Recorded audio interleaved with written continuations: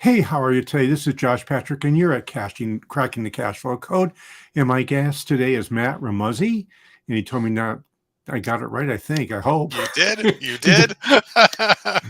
he just told me his name, and he is the CEO and founder of CapForge Bookkeeping and Tax Service. And we're going to start the conversation today someplace I love to talk, which is why you need to have a sale-ready company, and you want that even if you're not ever going to sell your business. So let's bring Matt on, start the conversation. So, hey, Matt, how are you today? Good. Thanks for having me on. I'm looking forward to this conversation. I think that's 100% something I agree with. You always run the company like you could sell it tomorrow, even if you're never going to. So, why would you want to do that? Let's start there. Well, because from what I've seen in my experience, people who aren't thinking about selling tend to do a lot of things that to an outsider could be confusing or, you know, less than optimal, right? If you're not thinking about selling your house, right, you may not clean up the front yard. You may have kind of a mess inside. You don't get around to painting.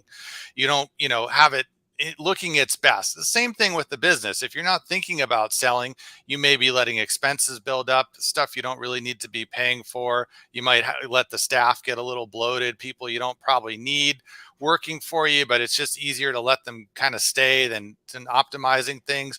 But if you're in the mindset of, hey, I'm going to sell and I want this thing to be as clean and neat and organized and optimized and profitable as I can get it to get the highest price.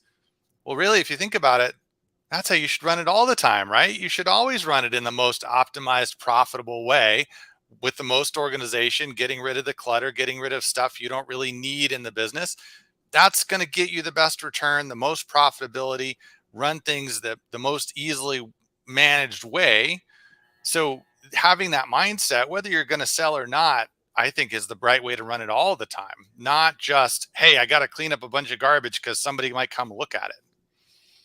Yeah, I find often that if you aren't running your business as if you're going to sell it tomorrow, you're probably doing a lot of stuff that really shouldn't be done in your business, or not doing a lot of stuff that should be done in your business. So, Matt, what do you often find that you want people to clean up at the first thing? So a lot of people, what I see, they come to us and they say, we're thinking about selling the business. We need help getting the financials cleaned up, which is a big part of the kind of projects we do. What I'll see a lot of times is they'll have things from another business commingled together. So they might have some investment real estate or even a whole nother operating business commingled with the business that we're talking about. Now, obviously, if you're thinking about selling it, you want to pull all that stuff apart, right? You don't necessarily want a buyer poking around in unrelated business. And you don't want to sort of commingle the idea of, well, what this revenue that came in, does it go with business A or business B? And by the same token, a lot of people have a lot of personal stuff commingled in their business that, really has nothing to do with the business. They might be paying for club memberships or meals or cars or things like that. And I understand from the standpoint of wanting to get some of those tax write-offs, there's some reason to have it in there. But what we would do in that case is we organize the accounting so that at the top of the profit and loss, it's everything related to the business. And then there's a clear line of how much business, how much the money the business is making. And then below that, we have a whole separate section for the non-essential items, those gym memberships and car expenses and personal things that you might be running through the business. And that way you've got a very clear picture of, if I sold my business today, I would just look at the top half of these financials and I'd be able to see exactly how well the business is doing. And then I know I'm running an extra 50,000 or 100,000 or whatever the number is through the business in things that are really more discretionary, personal, or maybe related to a different business. Having it organized that way lets you immediately see how the actual business is doing, and you're not sort of polluting it with this other information. And that's something we see happen all the time. So I have to ask you a question here. I mean, most business owners I know are really paranoid about having the IRS come in and take a look at them. Hmm. So here I am with my profit and loss statement with like almost bright shining light saying, hey, hey, hey, hey, here's all the stuff that I'm writing off that I probably shouldn't be writing off. So how do you handle that? Well, it's not that you shouldn't write them off or that they're not legitimate business expenses, but I'll give you an example, right? We have a client who's a doctor. He has a fair amount of expenses where he chooses to fly to Hawaii or the Bahamas for continuing education courses, right? He goes and he learns more about how to do more billing and how to do better, things in his practice, right? And that may add up to $50,000 of expenses, legitimate business write-offs, tax deductions that he can take. But this isn't something that another doctor, were he to buy that practice, would necessarily have to choose to do, right? You don't have to fly to Hawaii or the Bahamas to take these continuing education classes. It's not essential to the business. It's something that this owner decided he wanted to do. So we're not highlighting things that aren't business expenses. We're highlighting the difference between things that are essential to running the business and things that are really discretionary. You could choose to hire a consultant to help you optimize things, but you don't have to. You could choose to do R&D on new products, but you don't have to. You could choose to go out to, dinner with clients, or maybe that's not really how your business needs to run. So we want to break those things out so somebody could see, and in lean times, what can I cut that won't hurt the business, but I'm spending money on today that I don't necessarily need to. And by the same token, what a new owner could look at and say, look, here's $50,000 or $100,000 of expenses this business is paying for that I could choose to spend differently. I could choose to invest that in growing the business, or I could just put it in my pocket and consider that extra income that this business owner is choosing to spend on these discretionary expenses. So we're not highlighting illegal deductions. We're highlighting discretionary expenses that the business could choose to spend or not without hurting their primary operation. That's a great answer. So let's take a little pivot here. Let's go down to personal behavior by the owner of the business. And this is something I find, which is really probably the key to creating a sale-ready business or not having a sale-ready business, which is the behavior of the owner. So what do you find that are owners' behaviors that need to change for them to create something that's truly sale-ready? We'll see if we have the same answer. Right. I mean, to me, the best owner is the one that can be the most hands-off, right? And I always ask my clients the vacation question. How many days of vacation could you go away for? No communication, no phone, no email, and expect to come back and not find the place burned to the ground, right? And if the answer is a day and a half, you're probably doing something wrong, right? It should be weeks, if not months. Really, an ideal situation, you should be able to be gone for a month, come back, and not only find that nothing is falling apart, but you've continued to have sales and collect money and hire people as needed and so on. Now I realize, not every business is at the size where the owner can step out for a month with no consequences. But to the extent that you can get close to that, putting processes and procedures in place, right? The less you keep in your head and the more you can put it into operations manuals and procedures and things that this is how we do it. Right from the beginning, right? When a new customer, potential customer calls, this is what we do. This is what we tell them we can do. This is how we quote a project. If they're interested in the next step, these are the steps. It shouldn't live in the owner's head, and it shouldn't be something that the owner holds on to and says, oh, only I can do that. If I teach so-and-so how to do that, or I delegate that, either they won't do as good a job or they might go and start their own business. Well, if the only thing keeping you in business is keeping secrets and holding on to everything, then again, you probably don't have the most scalable or for sure sellable business.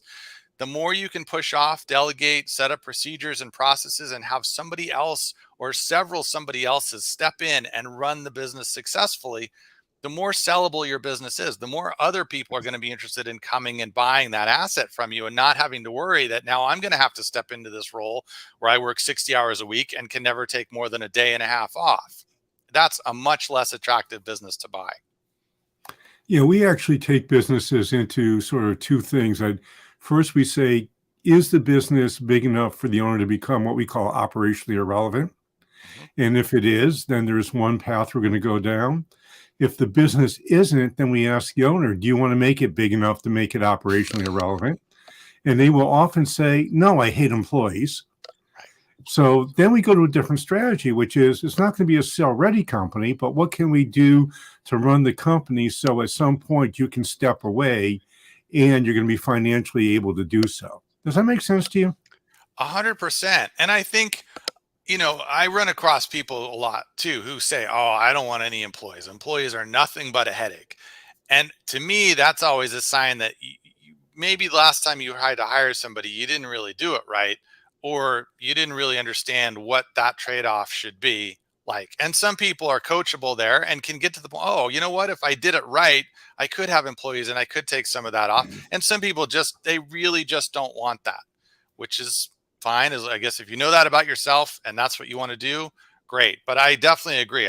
The owner should be able to step aside for an indefinite amount of time and not have everything fall apart. If you've reached that point, you have a very sellable asset and a really great business.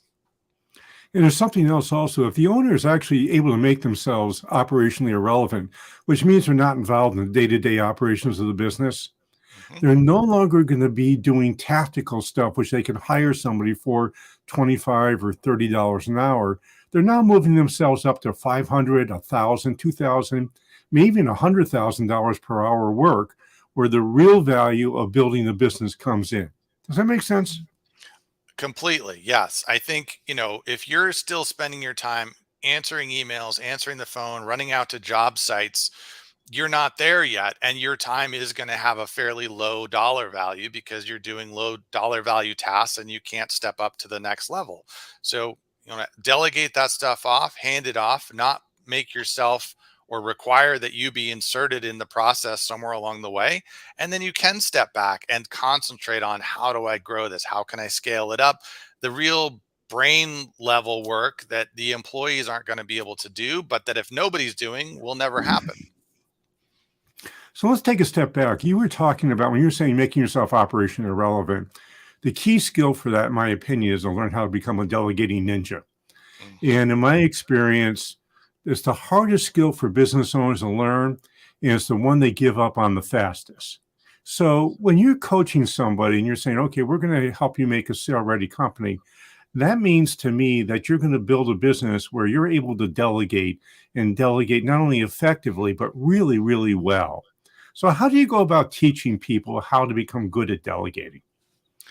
I think the first thing I typically talk to them about is trying to make them understand the difference between getting it done and doing it the exact way you would have done it. Because a lot of times that's the hang up, right? If I'm used to doing a certain task and I have a way that I do it, I do A, then I do B, then I do C, and at the end of it, I get to F, and F looks like the way I want it to look. And then I go on to the next thing.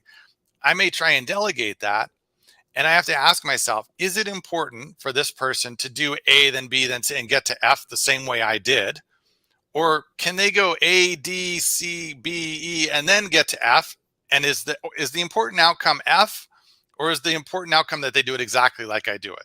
Because if you're somebody that's hung up on, you've got to do it exactly like I do it, then a lot of times what happens is they try to hand it off, and then they go, well, you took twice as long. I could have just done it myself in half the time. Or, yeah, gosh, you did it a different way. And even though you got to the final outcome that I would have gotten to, you didn't do it the way I do it. And I don't like that.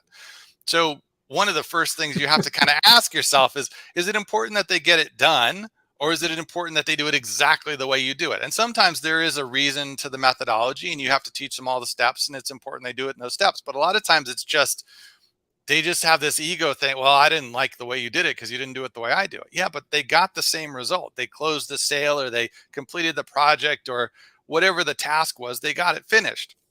And you have to understand, right? I'm more interested in a positive outcome than that you do it exactly the way I do it. Maybe you even come up with a way that's faster than I did it and gets the same result. But if I'm so hung up on you doing everything exactly the way I do it, I'm not going to see the opportunity in you maybe doing it better than I did, or see the opportunity in me just giving up the amount of time it takes for me to do it, even if you do it a different way. So it's, to me, it's a lot of mindset. You have to be willing to say, as long as the outcome is what I'm looking for, I'm not as interested in micromanaging you and having you do exactly the way I was going to do it. If you can get over that mindset, then I think a lot of people kind of open up to the idea of, okay, I can delegate. I'm able to delegate and step back from it and not be so invested in how they do it, and just be invested in the fact that stuff's getting done.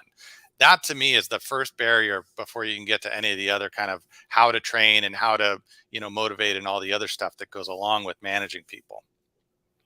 Yeah, I find that when people try to delegate, they often either are micromanagers or they're absent managers. It takes a while to get it right. And because the first 3, 5, 7, 25 times they try, they don't have the right balance. They say, well, delegation doesn't work, so I can't do it. Mhm. The other thing I think is that to be a really good delegator or have a company where you become operationally irrelevant, you also have to have great systems. Mhm. And often when I talk to an owner about systems, they say, well, I think systems make sense, but I can't do it because I have to do it myself. I have to develop all these systems and document them. Uh, I can tell by your laughing that you've actually heard that once or twice. Yes. Yes. So how do you get them past that particular roadblock? Well, I mean, that's one of the things I love to delegate, right? If somebody comes to me and says, how do I do this? If it's something they've never done before, I'll say, here's how I would do it. Try that out, see if that works for you, see if you have a different way of doing it. And then once you've got it figured out, write down everything you did and teach it to another person. And if they pick it up from that, then your training was good. And if they still have questions, then your training needs work. But I will delegate the idea of creating a system or a process or a procedure to one of my folks. And then they get used to it. And now it's sort of a routine thing that we do all the time. Anytime something new comes up that we don't have a process for, or we come up with a better way of doing something, now everyone here is at CapForge is already ingrained in the idea of, oh, this is new, I'm going to create a procedure for it. Or just had an idea, this procedure we have, we can jump right from A to C and skip B altogether if we just do these other things. I'm going to update the procedure. Great. It's literally ingrained in our culture that that's how we do stuff. Nobody is supposed to keep things in their head just to themselves and not share, because there's a lot of people here who do the same thing. So one person comes up with a new idea or new procedure, there's lots of people who will benefit from it. So we have a library of procedures and everybody is encouraged to participate and everybody gets kudos. Hey, I saw, the other day, Sarah or Christine or somebody, Chris added a new procedure. Hey, good job. Great. We love to see that. And it's become a thing that's positively reinforced here. And so I am absolutely not the creator of all systems and procedures. There's more going on here than I could even get my arms around. But that's something we delegate and give kudos and appreciation for to people here. And now, like I said, it's just part of our process is we create procedures as we go. One of my mantras is that you're the expert at your job, so act like it. I used to have a company, a food service company, where we had 90 employees, and people would often try to blame somebody else or not take responsibility for what happened. I said, no, no, no, no. You're the expert. Take responsibility, and if you're the expert, then you need to be able to document it so it can be taught to other people. Mhm. And it took a long time to get there, but we finally did. So Nothing happens overnight.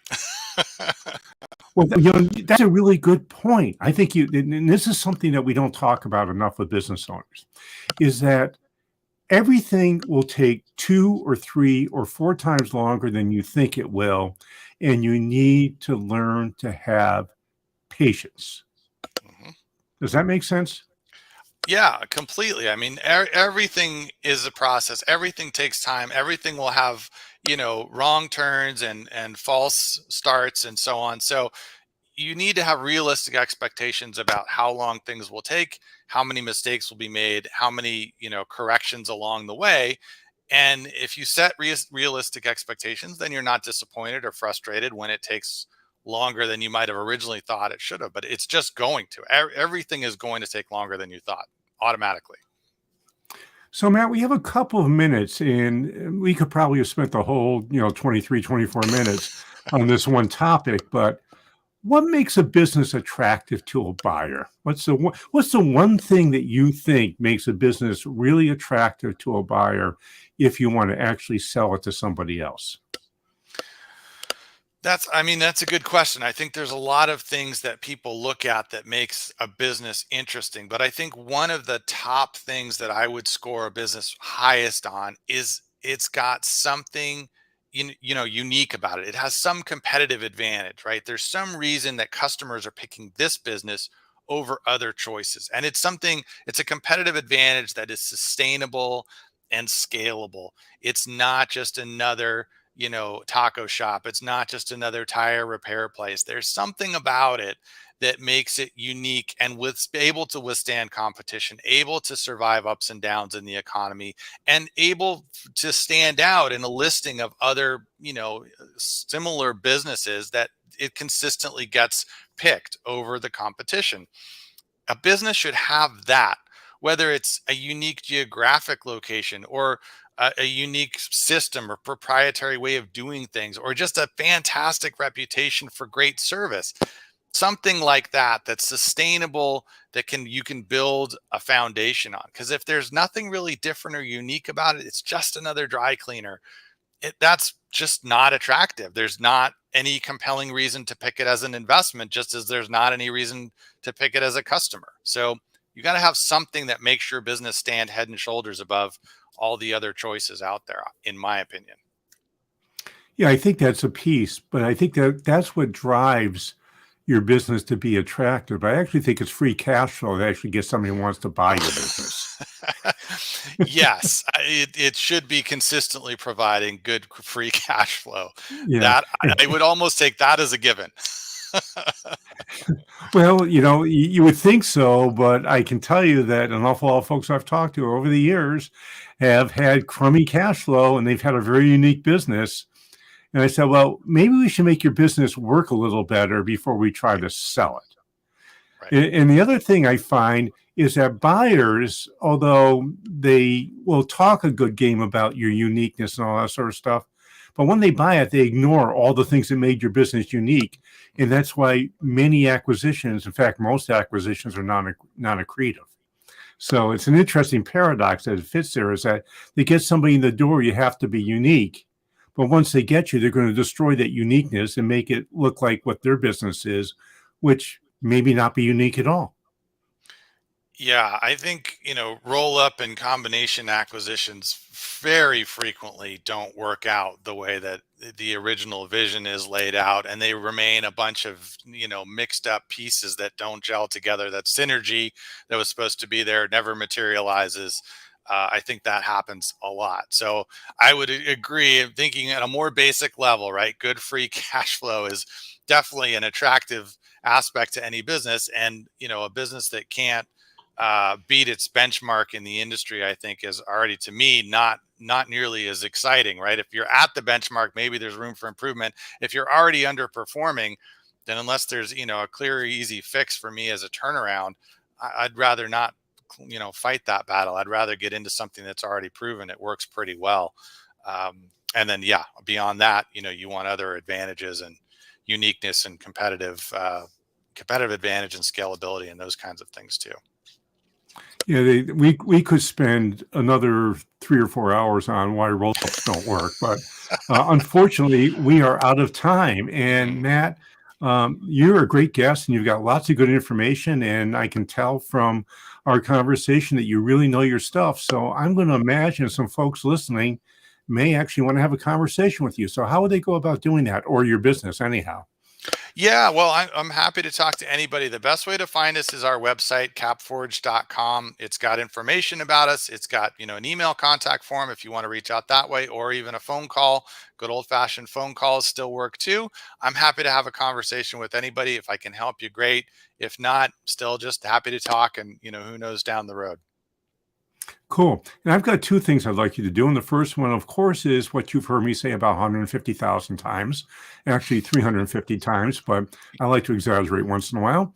And that is, please go to wherever you're listening to this podcast and give us an honest rating and review, and make sure you subscribe. If you like us, give us 5 stars and say you love us.